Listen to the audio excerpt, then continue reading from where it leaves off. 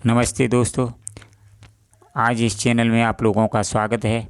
इस चैनल के माध्यम से हम आप लोगों को बताने के लिए जा रहे हैं कि संसार में सबसे निर्धन व्यक्ति कौन है।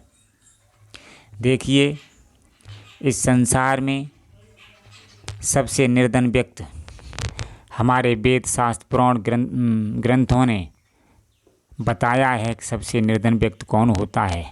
देखिए, आज संसार में मनुष्यों के पास धन दौलत माल खजाना रुपया पैसा है तो संसार के लोग कहते हैं कि ये बहुत धनवान है, धनी व्यक्ति है। लेकिन वास्तव में संसार उसे सम्मान देता है, इज्जत देता है क्योंकि वो धनवान है। लेकिन वास्तव में क्या होता है, आध्यात्मिक ग्रंथ ये कहते हैं, सदग्रंथ ये कहते हैं, वेद शास्त्र पुराण ये कहते हैं, गीता ये कहती है, परमात्मा की ये वाणी है, संत भगवान ये कहते हैं कि जो व्यक्ति अध्यात्म से दूर है और जिसके जीवन में सद्गुरु नहीं है, जिसके पास सच्चा ज्ञान नहीं है, वो करोड़ों रुपयों में खेलता हुआ भी एक निर्धन ही माना जाता है। अर्थात वास्तव में होता है कैसे कि माना यहाँ के लाखों रुपए वो मनुष्य कमाता है, जिसने कोठी बंगला बना लिया हो, ज़मीन जायदाद खरीद ली हो। अब आप खुद ही बताइए, जिस समय ये शरीर नष्ट होता है अर्थात मनुष्य मौत को प्राप्त होता है, उस समय क्या होता है, शरीर के साथ ये ज़मीन जायदाद यहीं रह जाती है और मनुष्य वास्तव में जो था वो इस शरीर से बाहर निकल कर के सूक्ष्म रूप में चला जाता है। अब क्या होता है, वो मनुष्य धर्मराज की कचहरी में जाकर के अपने कर्मों का हिसाब देता है। उसके बाद गलत कर्म करने के बावजूद क्या होता है, जब हिसाब होता है तो नरक की यातनाएं करोड़ों वर्षों तक भुगतता है। पता नहीं कितने वर्षों तक भुगते, उसके बाद 84 लाख योनियों में चला जाता है और उसके बाद इस संसार में उसका अरबों खरबों वर्षों के बाद कहीं आना होता है, पता नहीं कब आना हो। तो बताइए, आप लोग अपने दिमाग से जरा अंदाज लगाइए कि कौन धनी हुआ, कौन निर्धन। तो वास्तव में सत्य बात यही है कि जिसके पास अध्यात्म है वो वास्तव में धनी है, जिसके पास अध्यात्म नहीं है वो चंद क्षणों का अमीर होता हुआ भी गरीब ही माना जाएगा। इसलिए जो मनुष्य अपने जीवन में अध्यात्म को नहीं अपनाएगा, सच्चे ज्ञान को नहीं अपनाएगा, उसका जीवन यूँ ही चला जाएगा। और आज मनुष्य सोच रहा है कि हमारे ये बच्चे साथ देंगे, हमारी ये लड़कियां साथ देंगी, हमारी ये पत्नी साथ देगी। तो ध्यान रखना, ऐसी मूर्खता मत करना। कोई किसी का साथ देने वाला यहाँ नहीं होता है। पत्नी अपने स्वार्थ से जुड़ी हुई है, बच्चे अपने स्वार्थ से जुड़े हुए हैं और तुम्हारा शरीर भी तुमसे मतलब नहीं रखता है। तुम्हारे अंदर जो मन विराजमान है वो भी तुमसे मतलब नहीं है। सिर्फ तुमसे मतलब है परमात्मा को, सच्चे सद्गुरु को। इस संसार में हमारे सच्चे हितैषी सद्गुरु, परमात्मा और सच्चा ज्ञान ही होता है और स्वयं की अंतरात्मा, ये सच्चे होते हैं। अन्य संसार सब झूठा होता है, मिथ्या होता है। क्योंकि मनुष्य को जलाने के बाद कोई उस मनुष्य के पास नहीं जाता है, अकेला ही जलता रहता है। लेकिन आज मनुष्य शमशान में तो ज़रूर जाते हैं, लेकिन उनका दिमाग नहीं खुलता है। वो थोड़ी देर बाद लौट करके आकर के उन्हीं खिलौनों में खेलने लगते हैं, वैसा ही जीवन व्यतीत करने लगते हैं। लेकिन सच्चा मनुष्य वही होता है जो इनसे सबक प्राप्त करता है। लेकिन देखिए आज की हालत क्या है, आज के माँ बाप अपने संतानों को पढ़ाते हैं ताकि ये सेवा करेंगे, लेकिन संतान धन के चक्कर में विदेशों में चले जाते हैं और अपने माँ बाप को अनाथ आश्रम में छोड़ देते हैं। देखिए आप, सच्चाई क्या है। वास्तव में सच है, जो मनुष्य शुरू से ही अपने अध्यात्म की कमाई कर लेता है, चाहे उसका कोई बाद में साथ दे न दे, लेकिन वास्तव में उसके साथ हजारों लोग हो जाते हैं। वो पूज्य मनुष्य बन जाता है, सच्चा मनुष्य बन जाता है।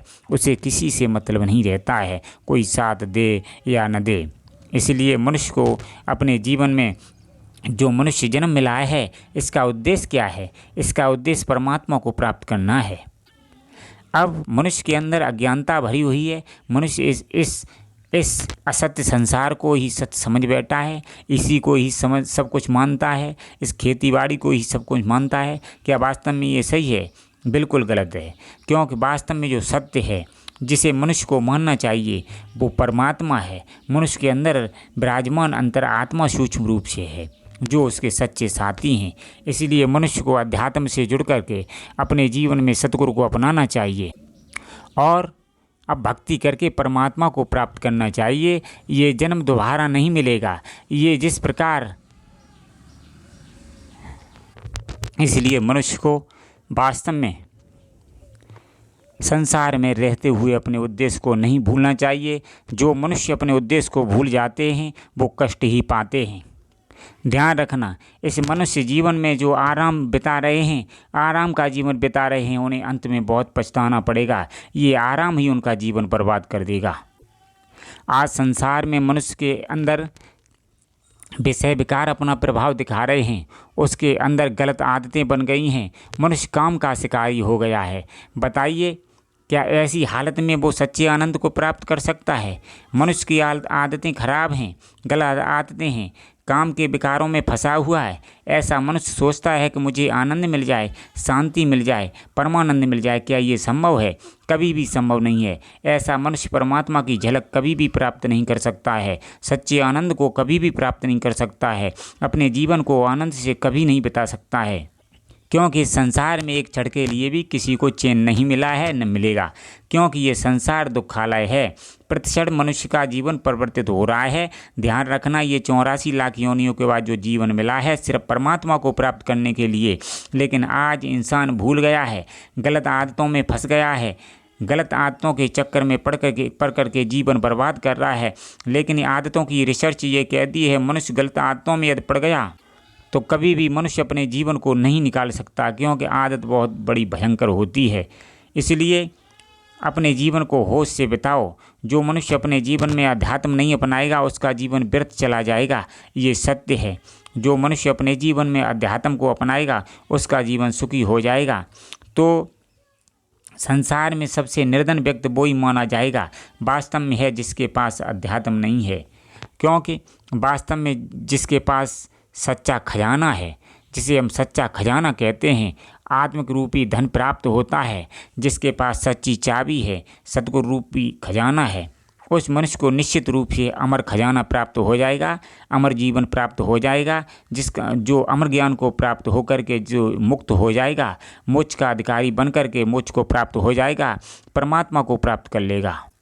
जो मनुष्य अपने जीवन में अध्यात्म को नहीं अपनाएगा वो निश्चित रूप से करोड़पति लखपति होते हुए भी निर्धन ही कहलाएगा। और कहलाएगा ही नहीं बल्कि निश्चित रूप से निर्धन ही है। क्योंकि धनी संसार वाले लोगों से बढ़ावा देते हैं। संसार वाले कहते हैं ये बड़ा ही अमीर है, धनवान है। लेकिन अध्यात्म को संत भगवान जो हकीकत को दर्शाते हैं उनकी दृष्टि से वो वास्तव में वो अमीर नहीं, निर्धन ही है। क्योंकि जो मनुष्य दौलत में चकनाचूर है वो परमात्मा से बहुत दूर है। इसलिए ध्यान रखना, हमेशा मनुष्य, समझदार मनुष्य वही है जो अपने उद्देश्य को नहीं भूलता है। इसलिए मनुष्य जन्म जो मिला है ये बहुत ही जन्मों के बाद मिला है। क्योंकि ये दोबारा जन्म प्राप्त होने वाला नहीं है। इसलिए इसका सदुपयोग करो। जो मनुष्य इसका सदुपयोग करते हैं उसका जीवन सुधर जाता है और जो नहीं करते उनका जीवन बिगड़ जाता है, बर्बाद हो जाता है। इसलिए संसार में सबसे धनवान बनना है तो अध्यात्म से जुड़ना पड़ेगा। और वास्तव में निर्धन रहना है तो इस सत्संग से नहीं जुड़ोगे तो निश्चित रूप से निर्धन ही रहोगे, चाहे आप कुछ भी कर लें। इसलिए संसार में सबसे निर्धन व्यक्ति वही कहा जाएगा जिसके पास परमात्मा रूपी धन नहीं है। और जिसके पास परमात्मा रूपी धन है वो गरीब होते हुए भी अमीर कहलाएगा। वाक्यों की यही सत्य है। जिसके पास परमात्मा रूपी धन है वो वास्तव में धनी है। जिसके पास परमात्मा रूपी धन नहीं है, अध्यात्म नहीं है, वो वास्तव में गरीब ही है और गरीब ही माना जाएगा संतों की दृष्टि से, जो कि सत्य है।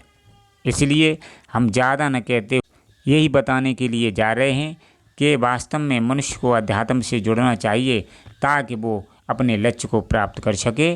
अन्यथा ये जीवन मनुष्य का यूँ ही व्यर्थ हो जाएगा। धन्यवाद मित्रों।